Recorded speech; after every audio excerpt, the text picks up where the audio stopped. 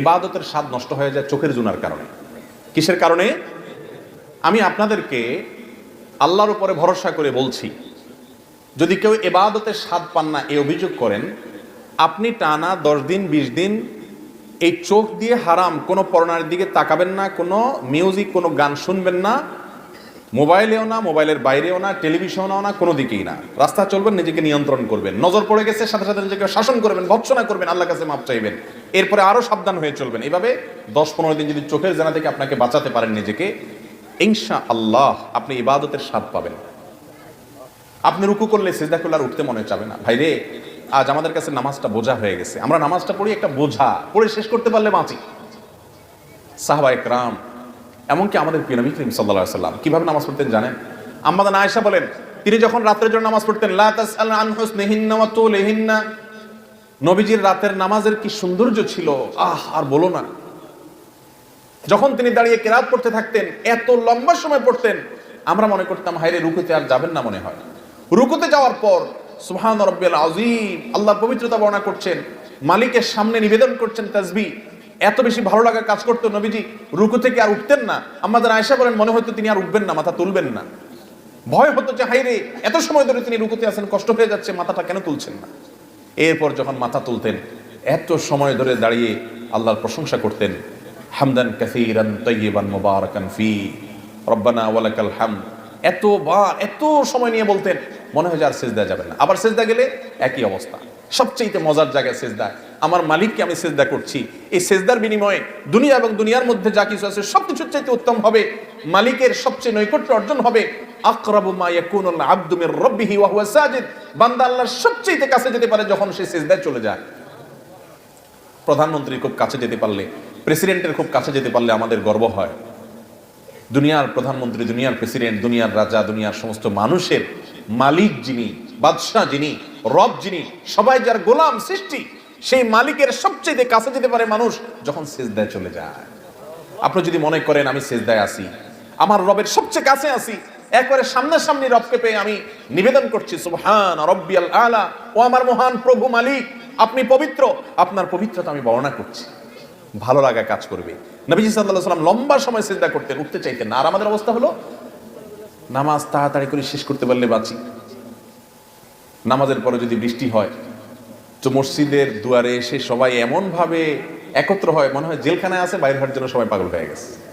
ঠিক না? ঠিক ভাইরা আমার, এই ইবাদতের স্বাদ নষ্ট হয় যে কাজগুলোর মাধ্যমে, তার মধ্যে অন্যতম একটা কাজ হলো চোখের গুনাহ, যেটা আজ ব্যাপক হয়ে গেছে। এই জন্য ইবাদতের স্বাদ নাই। আল্লাহ আমাদেরকে চোখের জিনা থেকে বেঁচে থাকার তৌফিক দান করুন। আর এমনি গণহারে গুনাহের কারণেও ইবাদতের স্বাদ কমে যায়। ইবাদতের স্বাদ কমার তৃতীয় কারণ হলো হারাম খানা।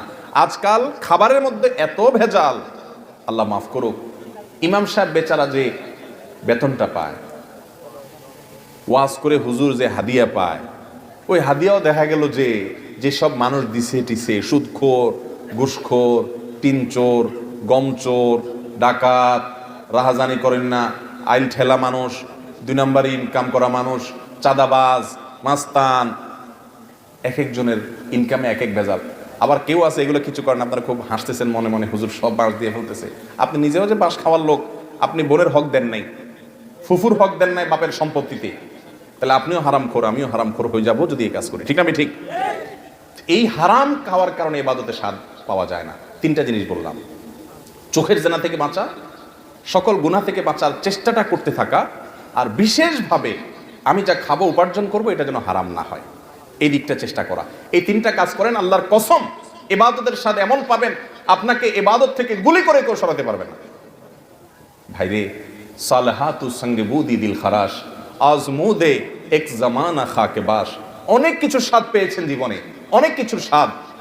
ভাই, ভালো খাবারের স্বাদ পেয়েছেন, জেনা হারাম রিলেশন সম্পর্কের মধ্যে স্বাদ পেয়েছেন, ফেসবুকে ইউটিউবে আজেবাজে জিনিস দেখে স্বাদ পেয়েছেন, হালাল হারাম বিভিন্ন ভাবে বিভিন্ন স্বাদ পেয়েছেন। আজমুদে এক জামানা খাকে বাস, একটু পরীক্ষা করে কিছুকালের জন্য মাটি হয়ে দেখেন, একটু কিছুকালের জন্য হারাম ত্যাগ করে দেখেন, ইবাদতের স্বাদ যদি একবার পান, দেখবেন যে এর চাইতে স্বাদের আর কিছু নেই। শাহ ওলিউল্লাহ মুহাদ্দিস দেহলভী রাহিমাহুল্লাহ, তার ব্যাপারে একটি ঘটনা বর্ণিত আছে যে তিনি বলতেন, দিলে দারম दिले दारम जवाहिर पाराए इश्क़ तहवीलश केदारत ज़ेर गर्दोमी से मेरे सामाने के मंदारम। তিনি দিল্লির শাহী মসজিদের ওখানে দাঁড়িয়ে বলতেন, আল্লাহ এমন এক দিল দিয়েছেন আমাকে, এই অন্তরের চতুর্পাশ দিয়ে বড় বড় রাজা বাদশাদের রাজত্ব, এগুলো ঘুরঘুর করে ঘুরতে থাকে কিন্তু ভেতরে ঢোকার চান্স পায় না। এর মানে বুঝছেন? মনে করেন একজন আপনার বাড়ির পাশে 2 নম্বর টাকা দিয়ে আঙ্গুল ফুলে কলা গাছ হয়ে গেছে, আছে না? না এরকম আপনার বাপেও খোঁচায়, মায়েও খোঁচায়, আপনার নিজের কাছেও খারাপ লাগে যে আমি কি করলাম। হ্যাঁ, আরেকজন হারাম রিলেশন করে 2টা-4টা সম্পর্ক করে ফেলছে, আপনার কোনো হারাম রিলেশন না, আপনি মনে করতেছেন আরে আমি দুনিয়ার এই ভোগ উপভোগ থেকে নিজেকে দূরে সরিয়ে রাখলাম। তো তিনি বলেছেন আমার অন্তরে এগুলার লোভ, মোহ, পদ, টাকা পয়সা, অমুকে রাজনীতি করতে করতে বিশাল নেতা হয়ে গেছে, এখন তার দেখে কে আর পয়সা ক্ষমতা, কিন্তু আমি তো সেই জায়গায় পড়ে থাকলাম।